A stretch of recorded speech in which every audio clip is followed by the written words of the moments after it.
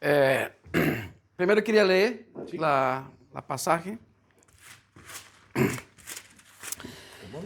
Está en Hechos, capítulo 5, de 1 al 5.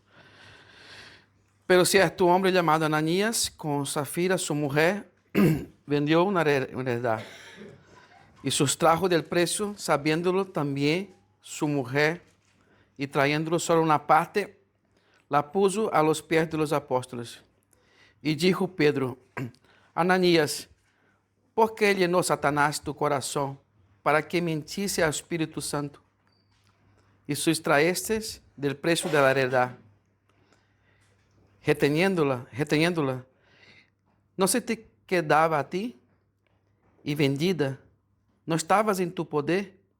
¿Por qué pusiste esto en tu corazón? No has mentido a los hombres, sino a Dios. Ao oír Ananías estas palabras, cayó y expiró, y vino un gran temor sobre todos los que los oyeron. Bueno, lo que al principal que conseguí extraer de esto todo es que es imposible, primero que en este momento la comunidad que se formaba, todos se ayudaban, todos necesitaban para mantener la iglesia primitiva. Entonces, nesse momento se apoderou de Ananías e Safira uma certa vanidade, uma certa avarícia ao dinheiro. E a principal questão é impossível adorar a Deus e a Satanás. Nesse caso, al Deus do dinheiro, que é Mamón, que é representado aqui. Safira e Ananías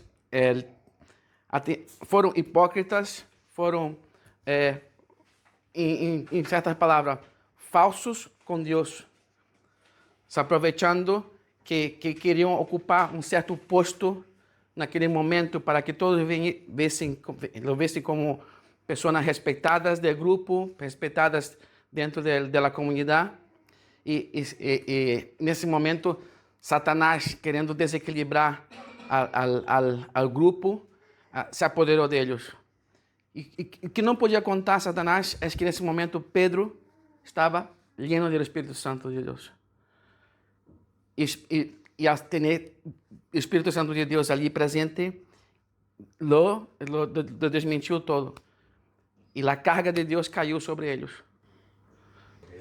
Bueno, o que he entendido é que esta parejita ela não entendeu o que era o Evangelho segundo a Jesus Cristo. Eles não tiveram uma experiência real, uma experiência espiritual com Jesus, com Deus, que eles estavam mais interessados em escutar a voz do diabo do que a voz de Deus. Esta foi minha conclusão, e buscando também me chamou muito uma comparação que aí tinha um pastor, que quando Jesus estava tendo uma conversação com Pedro e ele falou que ele ia morrer, e Pedro fala: não, apártate de mim, Satanás. E nesta mesma conversação, ele também reconhece que Jesus é o Filho de Deus.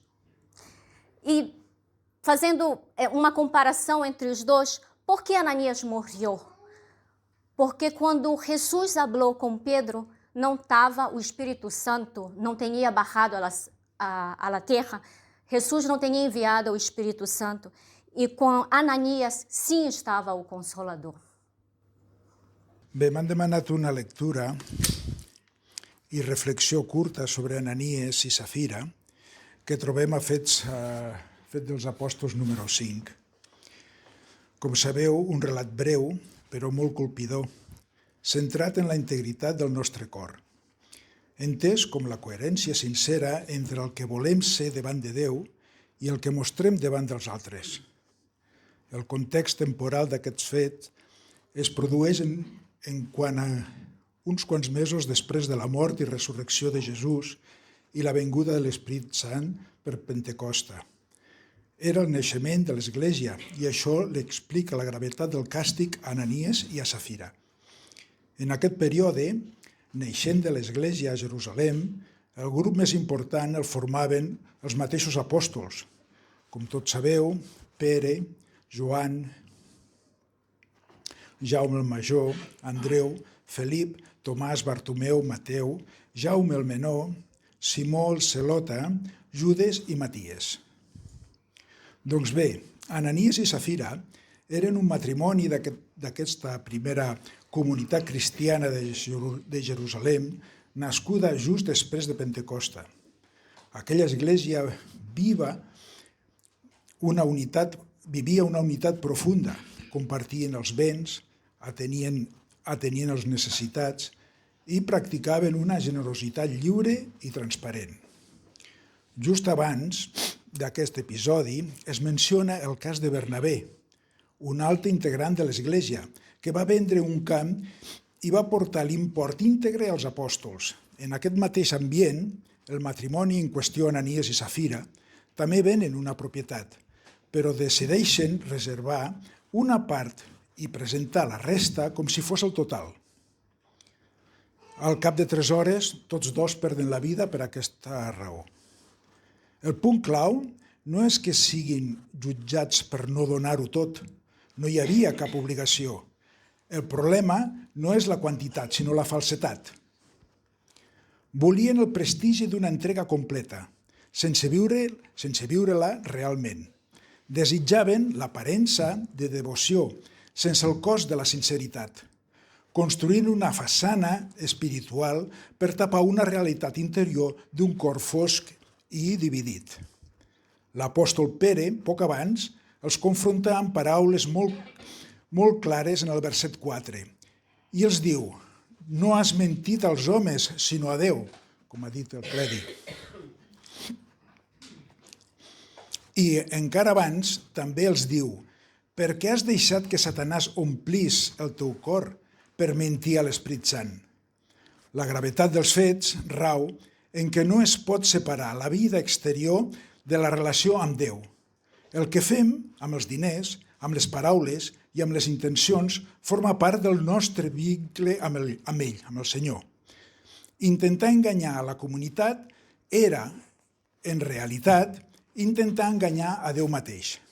Així doncs, aquest relat no pretén infondre por, sinó recordar-nos que l'Església es construeix sobre la veritat i la sinceritat davant de Déu. No ens demana aparences perfectes, sinó cors íntegres i humils que edifiquen la comunitat amb fidelitat. Yo también estuve reflexionando en eso y también me di cuenta de algo que Dios cuando quiere, Él hace todo perfecto, desde la creación del mundo hasta, el hombre mismo, todo, y la iglesia también la creó perfecta. Pero cuando se corrompe, Dios también tiene que actuar, que poner justicia para poder otra vez como que arrancarlo de cero, ¿no? Por decir, como limpiarlo. Entonces lo que yo entendí también fue que, por ejemplo, en la creación lo hizo perfecto, hizo a Adán y Eva perfectos. Cuando el pecado corrompió sus vidas, Dios tuvo que sacarlos, como la consecuencia de sacarlos del Edén y ellos tener, por culpa del pecado, la separación entre Dios y el hombre. El diluvio, había tanta maldad que Dios mandó el diluvio y hace cosas o situaciones que son tan grandes, tan fuertes, que dejan como esa huella durante todo nuestro tiempo, ¿no? Entonces, Dios siempre como actúa de tal manera que siembre las vidas de todos, no solo del pasado, del presente y del futuro. Entonces, lo que yo entendí, que al momento en que se crea la iglesia a partir de la resurrección del Señor Jesús y que vino el Espíritu Santo sobre los apóstoles, Dios creó la iglesia y la quería perfecta. Entonces, los dones que tenían los discípulos de hacer milagros, de testificar la resurrección del Señor Jesucristo, hizo que cambiara la vida de mucha gente, de tal manera que era tan genuina que la gente daba todo lo que tenía sin esperar alabanza, sin esperar agradecimientos. Lo daba porque en ese momento, al creer en el Señor Jesucristo, amaban a Dios. Entonces todo eso era genuino y como dicen, siempre hay un lobo disfrazado de oveja en las iglesias. Entonces, como decía, ese matrimonio de Ananías y Zafira seguramente formaban parte de la iglesia, era un matrimonio también, que eso también debemos tener como en cuenta los que estamos casados, que muchas veces como esposas seguimos todo lo que nuestro esposo haga, ¿no? O al revés, el esposo puede seguirnos todas las decisiones que tomamos nosotras y a lo mejor tampoco son las mejores, entonces siempre tener esa convicción de siempre orar al Señor de que nos dé discernimiento, sabiduría y que tomemos las mejores decisiones para que podamos caminar los dos hacia el mismo camino y ser agradables delante del Señor. Bueno, se han dicho muchas cosas fundamentales, muy importantes sobre este texto. Recordemos que en virtud de esta sesión que hemos tenido, esta reunión compartiendo diferentes perspectivas, recordamos que la Biblia, José Antonio, tiene un significado, muchas aplicaciones, que es lo que estamos haciendo hoy. Una cosa que ya ha empezado a mencionar José Antonio, que creo que es fundamental en este texto, es entender los atributos de Dios. Y os hago una pregunta, ¿cuál es el atributo más particular, más importante de Dios? ¿Cuál es el único que se repite 3 veces? Dios es santo. Hay muchos atributos que tiene, pero el único que se repite 3 veces, que se le da esa cualidad repetitiva, es santo, santo, santo, santo. ¿Qué quiere decir? ¿Qué quiere decir que Dios es santo? Es difícil de explicar, ¿no? No podemos, es parte de ser santo, que no podemos explicar qué es santo. En el libro La santidad de Dios, de R.C. Sproul, él atribuye la santidad de Dios, le atribuye el atributo de otredad. Otredad queriendo decir lo que hace a Dios diferente, lo que hace a Dios apartado, lo que hace a Dios para que no lo entendamos, lo que lo hace santo, lo que lo hace diferente, lo que lo hace incomprensible, que es otro atributo de Dios. Así también como todo lo que Él toca. Santa, Biblia, Santo, Espíritu Santo, Santa Iglesia, los santos. Todo lo que Él aparta para sí es lo suyo, es santo, se ha hecho diferente apartado del mundo. Y Dios es misericordioso, es paciente, de una manera incomprensible también. Pero en un cierto punto pone el pie sobre el freno, tal como lo hizo en Levítico capítulo 10, con Nadab y Abiú, tal como lo hizo en 2 de Samuel capítulo 6, con Uzá, el cual, citando a R.C. Sproul, pensó que sus manos eran más limpias que la tierra para tocar el arco de Dios. Uno piensa que se maravilla de la santidad de Dios, como castiga. A veces ni un microsegundo duda en mostrar su santidad, en hacer que respetemos y temamos su santidad y su perfección. Es el mismo ejemplo con Ananías y Zafira. También habla de la continuidad entre el Antiguo y el Nuevo Testamento. Vemos que Ananías, como dice el texto, en versículo 2, con el conocimiento de su mujer. Es decir, premeditado, consciente, sin arrepentimiento. Y dice que Satanás llenó su corazón. Quiere decir,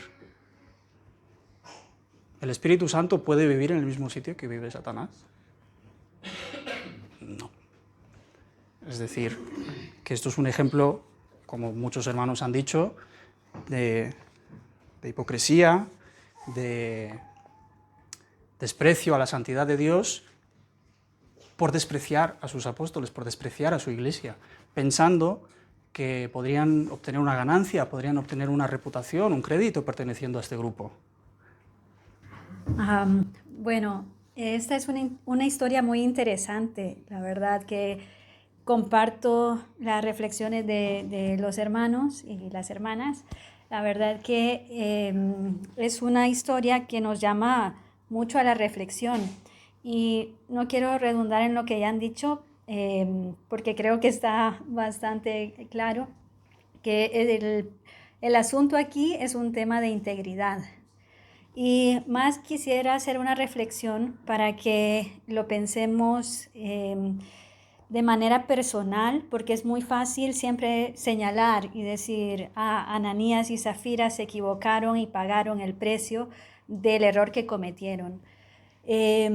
Pero es muy difícil muchas veces analizarnos a nosotros mismos y preguntarnos si estamos cometiendo un error similar o estamos de alguna manera abriendo alguna puerta para que el enemigo pueda utilizarnos de manera que dañemos nuestra relación con el Señor y que caigamos en la tentación de engañar al Espíritu Santo de cualquier manera que sea. Entonces, este es un asunto de integridad y debemos también analizar cuáles son las motivaciones que tenemos cuando actuamos. Me gustó también mucho algo que mencionó Livni y es la responsabilidad personal, porque nuestras acciones y nuestras decisiones nos afectan a nosotros, afectan nuestra relación con Dios, pero también afectan a las personas más cercanas que tenemos y afectan a la comunidad y afectan muy fuerte a la comunidad de fe, pero también a aquellas personas que no son parte de la iglesia. Entonces, hermanos, es un llamado de atención para que seamos íntegros. También es importante que tengamos claro que es una gran responsabilidad el ser cristianos. Y encontré una frase de un autor desconocido que me gustó mucho. Y dice, no intentes aparentar un nivel de compromiso que no estás dispuesto a vivir realmente. Así que si hemos aceptado el reto de seguir a Jesús, de que Él sea el Señor y Salvador en nuestras vidas, tenemos que estar también dispuestos a que ese compromiso sea una realidad en lo que hacemos, en lo que decimos y en lo que pensamos, para que podamos ser de bendición para los que ya conocen al Señor, para los miembros de la comunidad, para nuestras familias, pero también que podamos ser de testimonio para aquellos que aún no están con su vida entregada al Señor. A ver, minha reflexão, como ha dicho Miquel antes, a igreja primitiva em Jerusalém estava muito unida nesse sentido de ajuda mútua, ser generosos. Perdão, minha garganta está super seca. Então, os primeiros cristianos compartilham essa atitude, não? Eles consideravam que suas possessões não eram suas, eram compartilhadas entre todos. A igreja estava composta de creyentes que, por impacto do Evangelho e o poder do Espírito Santo, experimentavam uma transformação profunda em seus corações e lhe levava à compaixão e ao cuidado mútuo entre eles. Então, esse contexto que eu li do César antes, que é justamente Hechos de 32 a 35, para mim é clave para entender a atitude de Ananias e Zafira, não? Por que atuaram desta maneira? Os apóstolos, como se ha dicho antes, predicavam com poder e a graça de Deus estava sobre eles. Como resultado, muitos vendiam suas propriedades e bens e traíam os dinheiros aos pés dos apóstolos, o que fora distribuído de uma maneira para os necessitados. Esse ambiente que havia de entrega total e desprendimento, sobretudo, das coisas materiais, era um reflexo do amor genuíno entre os crentes e o seu compromisso com o reino de Deus. A generosidade e a unidade da igreja, nesta etapa da igreja primitiva, se viam como testemunho do poder transformador do Evangelho. O compartilhar bens, como se ha dicho antes, César, não era uma obrigação imposta, sino uma atitude voluntária de amor e serviço. Cada crente movido por o Espírito Santo atuava conforme sua fé e sua convicção do que tinha, porque eles pensavam que o que eles tinham não pertencia a eles, senão a Deus. Essa disposição radical, porque era uma disposição radical para aquela época, a compartilhar foi uma clave para fortalecer o testemunho da igreja e mostrar ao mundo o poder do mensagem de Cristo. A unidade e generosidade que se ha dito sempre aqui, o que caracterizava a igreja da primeira igreja primitiva, hoje em dia, para nós outros, é um desafio, essa atitude. Não? Vivimos em uma cultura, essa é uma reflexão já minha, porque vivimos em uma cultura que muitas vezes fomenta o individualismo, o materialismo, onde todas as possessões e o êxito personal a menudo são vistos como o objetivo final. Sin embargo, a comunidade de creyentes de Jerusalém nos mostra que a verdadeira riqueza se encontra no amor, na unidade e no cuidado mútuo. Esta passagem que he leído antes nos invita a reflexionar sobre nossa própria atitude hacia as possessões e o bem-estar dos demais. Estamos dispostos a compartilhar o que temos com aqueles que necessitam? Vemos nossas possessões como algo que pertenece a Deus y no a nosotros mismos? Bueno, como mis hermanos han pasado y han dicho todos súper bien, a lo mejor seguir redundando en algo, pero también este pasaje nos enseña que, como decía José Antonio al principio, uno dice, ¿está mal que un cristiano venda una heredad y se quede con el dinero? Si lo podemos ver así. ¿O está mal que un cristiano tenga posesiones y las venda para sí? ¿Cierto? Pero hay una regla de interpretación y tenemos que ver el contexto de esto, porque si uno lo mira, solamente estos pasajes también ve algo así como, oye, no tenía nada de malo, o sea, la propiedad era de ellos, de Ananías y Zafira. Pero si leemos los versículos anteriores y los versículos después de esta situación, vamos a entender bastante mejor lo que pasa. Dice, en el 32 dice, y la multitud de los que habían creído era de un corazón y un alma, y ninguno decía ser suyo propio nada de lo que poseía, sino que tenían todas las cosas en común. Y con gran poder los apóstoles daban testimonio de la resurrección del Señor Jesús, y abundante gracia era sobre todos ellos. Y aquí viene el versículo clave. Así que no había entre ellos ningún necesitado, porque todos los que poseían heredades o casas las vendían y traían el precio de lo vendido y lo ponían a los pies de los apóstoles, y se repartía cada uno según su necesidad. ¿Qué podemos ver de este ejemplo? Si Ananías y Zafira tenían una necesidad para con ellos, para poder sustraer ese precio, probablemente lo que nos dice el texto era que los apóstoles lo sabían. Pongamos el ejemplo, Ananías y Zafira llevan el precio completo de la heredad. Y Pedro le dice, no, toma cierta parte de esto y guárdenla para ustedes, porque ustedes sí que tienen necesidad, no los demás. O cierta parte, o hay hermanos de tal lugar que tienen necesidad, le pasamos a ellos y el resto de ustedes. ¿Lo podían haber hecho los apóstoles? Por supuesto que sí, pero ellos decidieron otra cosa, decidieron engañar. Y es un ejemplo también que nos deja los versículos después. ¿Por qué? ¿Por qué pasa esto? Dice, y por la mano de los apóstoles se hacían muchas señales y prodigios con el pueblo, y estaban todos unánimes en el pórtico de Salomón. De los demás, aquellos que estaban camuflados, ¿cierto? Aquellos, como decía nuestra hermana, lobos con piel de oveja, dice, y los demás, ninguno se atrevía a juntarse con ellos. Mas el pueblo los alababa grandemente, y los que creían en el Señor aumentaban más. O sea, con este ejemplo el Señor envía bendición, hace una separación de los que están camuflados o los que no son cristianos verdaderos, juzga y además envía bendición. que es lo que más o menos podemos sacar de alguna interpretación, aparte de lo que nuestros hermanos han compartido también.